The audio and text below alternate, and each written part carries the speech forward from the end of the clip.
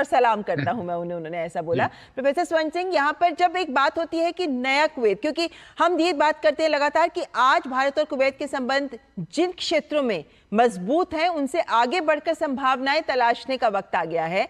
ऐसे में जब हम न्यू कुवैत के उनके सपने की बात करते हैं और आज के भारत की क्षमताओं को उससे जोड़ने की बात करते हैं, आपको इनोवेशन चाहिए, टेक्नोलॉजी चाहिए, स्टील चाहिए, हमारा आज का भारत, युवा भारत आपके साथ खड़ा होकर आपकी मदद कर सकता है। आपको लगता है कि यहां से अब आगे की संभावनाओं के द्वार खुलते नजर आते हैं? की बात करें तो जैसा आपने खुद कहा इसमें कि भविष्य में विकसित भारत और उभरते हुए नए कुवैत की बात जो प्रधानमंत्री ने जिसका जिक्र किया, उसमें 2 या 3 मुझे लगता है क्षेत्र हैं। यहाँ सामने हम देखेंगे कि किस तरह से बात को आगे लेकर हम जा रहे हैं। उसमें मुझे लगता है कि रक्षा संधि पर बातचीत काफी आगे तक बढ़ चुकी है। बायलैटरल इन्वेस्टमेंट ट्रीटी के ऊपर बात आगे तक बढ़ चुकी है और कुवैत आज जो है वो जीसीसी, गल्फ कोऑपरेशन काउंसिल की अध्यक्षता कर रहा है और भारत की जो फ्री ट्रेड एग्रीमेंट है जीसीसी के साथ, वो भी मुझे लगता है तेजी से आगे बढ़ेगी। ये शायद प्रधानमंत्री की इस साल की आखिरी विदेश यात्रा हो और उसमें Kuwait GCC, gulf cooperation council का छठा और आखिरी देश था। यहाँ प्रधानमंत्री की यात्रा अभी तक नहीं हुई थी। जो भारत का तीसरा सबसे बड़ा व्यापार में साझेदार है वो जीसीसी का ही देश यूएई, यूनाइटेड अरब एमिरेट्स है। वहां 6 से 7 बार प्रधानमंत्री की यात्रा हो चुकी है पिछले 10 साल में। और उसके बाद चौथा सबसे बड़ा व्यापार में हिस्सेदार सऊदी अरेबिया है, वहां 2 बार यात्रा हो चुकी है। इसी तरह से कतार में 2 बार यात्रा हो चुकी है। तो इस तरह से भी कुवैत इन देशों में आखिरी देश था जो अभी तक यात्रा नहीं हुई थी।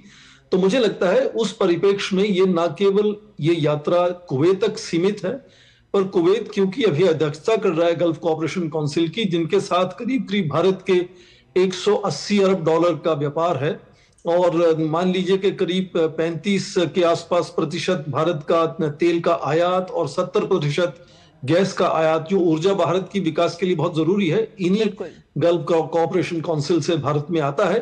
तो उसका आपस में बायलैटरल तो उसका महत्व है ही, और उसके साथ साथ भारत का जो रुझान पूरा पिछले 10 सालों में ये पश्चिम एशिया की तरफ बदला है, जिसमें सभी देशों के साथ भारत का जो साझेदारी है बड़ी तेजी से आगे बढ़ी है। चाहे ईरान हो, इजराइल हो, इजिप्ट हो, सऊदी अरेबिया हो, सभी देशों के साथ। कभी कभी इन देशों में आपस में इतनी अच्छे से बात नहीं होती जितनी भारत से सीधी अच्छे से बात होती है। तो उस नजरिए से भी पूरा गल्फ कोऑपरेशन काउंसिल के 6 देशों के साथ आप देखें पिछले 5 महीनों में विदेश मंत्री की सभी 6 देशों में यात्राएं हुई हैं अभी।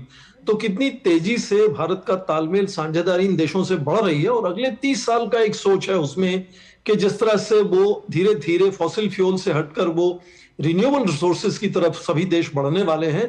तो इन देशों को भारत में नए निवेश के जो आयाम हैं, जो अवसर हैं, वो उनको नजर आते हैं। भारत को लगातार यहाँ से ऊर्जा के आयाम नजर आते हैं। भारत को दूसरा जो सोलर एनर्जी का है या दूसरा रिन्यूएबल एनर्जी में किस तरह से तकनीक का हस्तांतरण भारत कर सकता है। तो अगले 30 साल का सोच के चलिए कि इन सभी गल्फ कोऑपरेशन काउंसिल के साथ, बल्कि ज्यादातर जो पश्चिमी एशिया के देश हैं उनके साथ, उनमें ये अकेला एक कुवैत एक तरह से बचा हुआ था। यहाँ भारत के प्रधानमंत्री की यात्रा नहीं हो पाई थी। वो पुरानी बात है कि युद्ध जब हुआ था 1990 में, तो उस वक्त इराक के साथ हमारे ज्यादा अच्छे संबंध थे, तो वो भी एक वजह थी इसके पीछे।